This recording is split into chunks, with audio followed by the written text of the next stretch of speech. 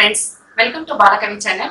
இன்னைக்கு வந்து நம்ம கேரளா ஸ்டைல்ல உள்ள பாரம்பரியமான உன்னியப்பம் 2 டம்ளர் பச்சரிசி நல்லா கழுவி ஒரு 3 மணி நேரம் நல்லா ஊற வச்சுக்கலாம் फ्रेंड्स. நல்லா கழுவி எடுத்துக்கிட்டேன். இப்போ நான் இதை ஒரு 3 மணி நேரம் இந்த அரிசியை நான் ஊற வைக்க போறேன். இப்போ இதே அளவால நமக்கு 1.5 கிளாஸ் வெல்லம் எடுத்துக்கலாம் फ्रेंड्स.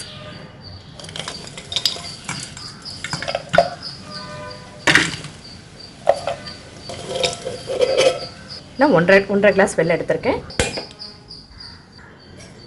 இந்த வெல்லத்தை நம்ம கரைச்சி எடுத்துக்கிறதுக்கு 1/4 கிளாஸ் தண்ணி சேர்த்துக்கலாம்.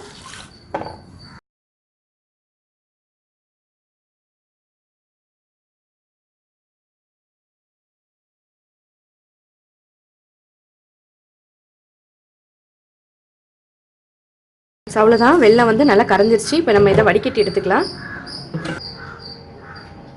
அவ்வளோதான் ஃப்ரெண்ட்ஸ், இதை நம்ம நல்லா வடிகட்டி எடுத்துக்கிட்டோம். இந்த தண்ணி ஃபுல்லாக நல்லா வடிகட்டி எடுத்துருங்க ஃப்ரெண்ட்ஸ். இப்போ இதில் தண்ணியை கொஞ்சம் கூட நீங்கள் ஊற்றி அரைக்கக்கூடாது. அதுக்கு பதிலாக இந்த வெல்லத்தில் தண்ணி எடுத்து வச்சுருக்கோம் இல்லையா, இதை ஊற்றி தான் நம்ம அரைக்க போகிறோம். அதோடு சேர்த்து 2 வாழைப்பழம், நல்ல பழுத்த வாழைப்பழம், உங்களுக்கு பிடிச்சமான பழங்கள் 2 எடுத்துங்க. அந்த 2 பழத்தையும் இந்த அரிசியோடு சேர்த்து நம்ம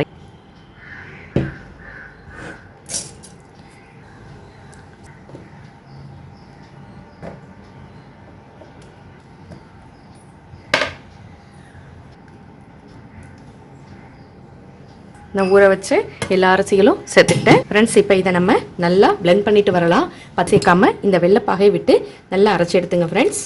இப்போ ஃப்ரெண்ட்ஸ் அவ்வளோதான். பாருங்க ஃப்ரெண்ட்ஸ், நம்ம நல்லா நைஸாக அரைச்சிட்டு வந்துட்டோம். இப்போ இந்த மாவை ஒரு பாத்திரத்தில் மாற்றிக்கிங்க.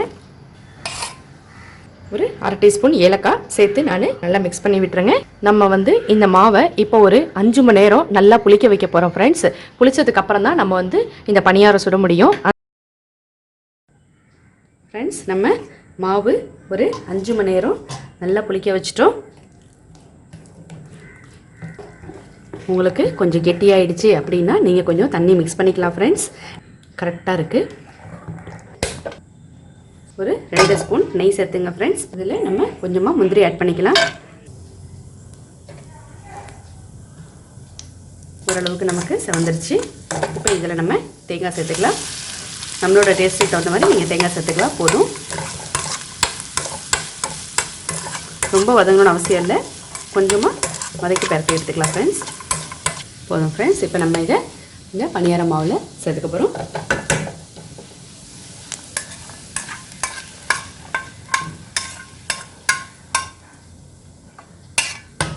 மாவு நல்லா மிக்ஸ் பண்ணிக்கோங்க.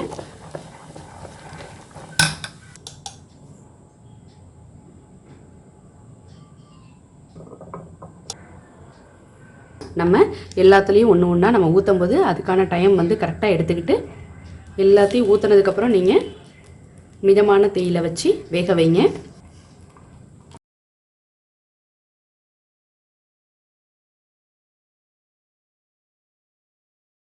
மூடி போட்டு மூடி வேக வைக்கலாம் ஃப்ரெண்ட்ஸ். மூடி போட்டு நான் மூடி வைக்கிறேன். வெந்ததுக்கப்புறம் பரட்டி போடுறதுக்கு நான் காமிக்கிறேன்.